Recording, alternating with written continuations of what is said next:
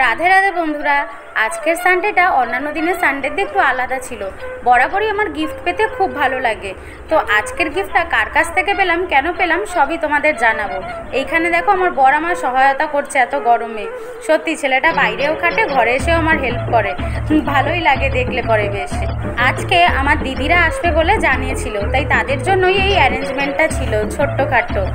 তো রান্না করেছিলাম অনেক দেরি করে, যেহেতু যা গরম পড়েছে নষ্ট হওয়ার ভয়ে রান্নাবান্না সন্ধ্যার দিকেই রান্না করে রেখেছিলাম, যেহেতু রাতে ছিল ওদের আসার কথা।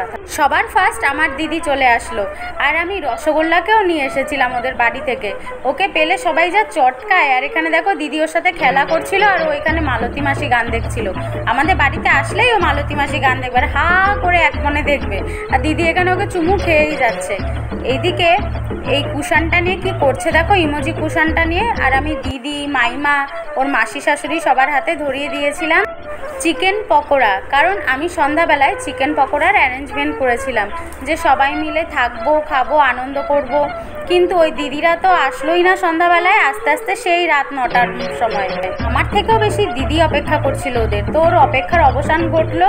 আরও জড়িয়ে ধরে চুমু টুমু খাচ্ছিল ওর বান্ধবীদের, আর এক বান্ধবী ওকে মারছিল, হিংসা করছিল। সত্যি ওরা এক জায়গায় থাকলে যা করে।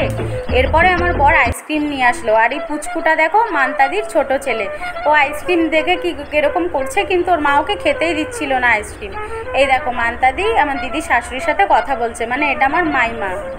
সবাই আজকে আমার বাড়িতে নতুনই এসেছে, আর এটা আমার দিদির মাসি শাশুড়ি।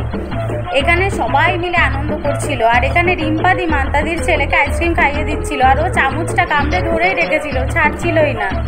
তারপরে ওরা আমায় গিফট দিল। আমি তো অবাক হয়ে গেছি যে কিসের গিফট এটা। তাও ফর্ম্যালিটির কারণে বলতেই হয় যে এইসবের আবার কি দরকার ছিল।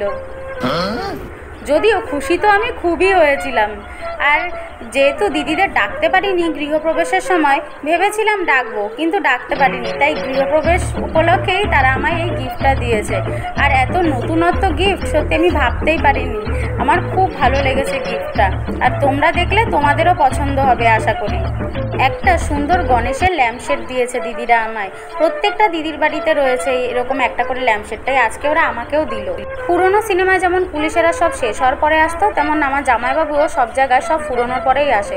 ওই দেখো ফোন দেখতে গিয়ে পকোড়াগুলোই ফেলে দিল। কি যে হবে এনার। এখানে 3 দিদির বরের ছবি দিলাম। সবাই সত্যি আনন্দে কাটিয়েছিলাম। এখানে সব বাচ্চা কাচ্চারা লুডো খেলছিল। তোমাদের ভিডিওটা কেমন লাগলো জানিও, আর এইভাবে লাইক, কমেন্ট, শেয়ার করে পাশে থেকো।